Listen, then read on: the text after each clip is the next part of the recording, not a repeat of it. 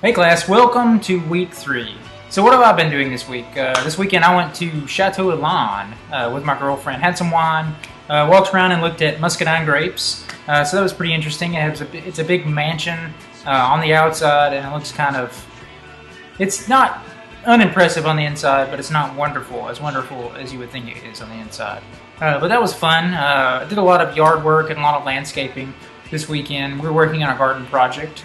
So we did things like putting down landscape fabric and putting down some rocks and stuff like that. Gonna build a fence next weekend, so that should be fun. This week in our class, reading chapter 3 and 4. You need to read chapter 3 and 4. Try to get that done by Wednesday, and do your original posts and reflect on those chapters. Chapter 3 is about learning how to learn. That's the creative title they came up with. And basically, they're going to talk about metacognition. And metacognition is thinking about thinking.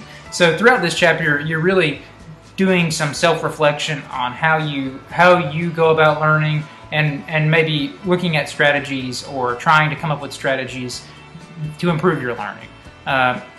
One of the things you should look out for in this chapter that you're going to see is you're going to be doing several different self-assessments. It's going to ask you to do several different self-assessments.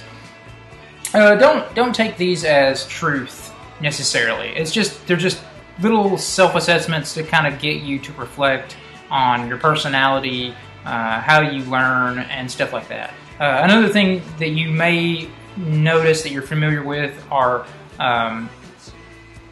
multiple intelligences. You've probably heard of that before, and you may have also heard of learning styles before. They're going to talk about learning styles a little bit. But notice in the chapter, they don't call them learning styles anymore. They call them learning preferences. There is no support, coincidentally, for learning styles in educational research. And that's something that even educators now, your professors, get wrong. They refer to them as learning styles. I'm an auditory learner.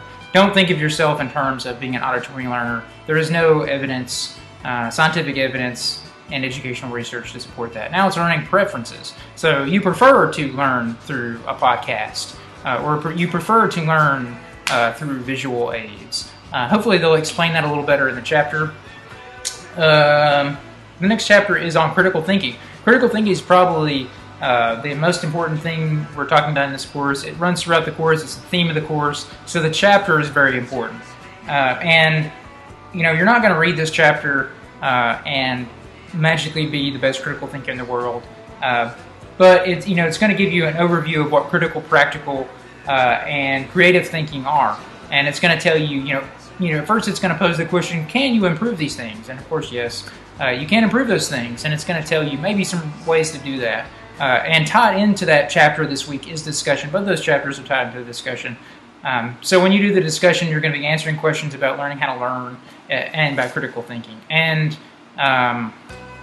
make sure that when you post the discussions, try to post those, get the reading done by Wednesday, post by Wednesday or Thursday your original post to give people time to reply to you. And remember, like I said in the discussion feedback that I gave you for this week, it's located in Module 1. You can take a look at that. But in the discussion feedback, I talk about maybe some things that you guys should try to do in the discussions. And in this class and in classes, in general, that professors are going to expect you to do. Usually they're going to expect you to come up with examples of what you're talking about. So instead of saying, I am a good critical thinker, you'll be expected to give an example of why you think you're a good critical thinker.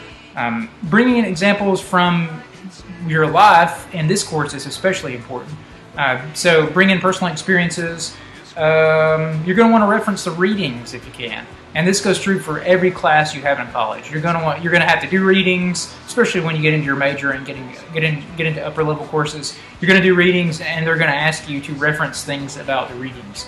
And usually they're going to be open-ended questions. They're not going to be on page 37.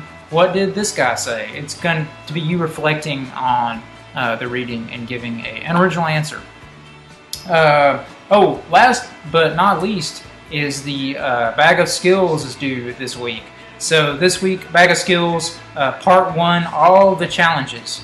And all those are due in one document, and it's going to be 12-point font, something so that I can read. I would prefer that they be in one document and be separated by headings. So Challenge 1, and then have Challenge 1 under that. Challenge 2, Challenge 2 under that. Have your names on all the first page at least.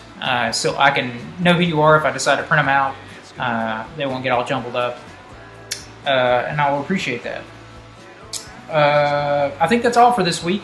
If you have any questions about any of the things, the challenges in Bag of Skills, please go ahead and ask me those before it's too late. The Dropbox that you'll be turning the Bag of Skills in is pretty simple. You should, understand how to do that. It should be visible in this module now. If it's not, let me know. But basically, it's going to work something like attaching an attachment to an email. If you've ever done that, and that's pretty simple. You're going to hit a browse button. You're going to look for the file. You're going to select the file, which should be one Word document, and you're going to upload that, and then I'll be able to check that out.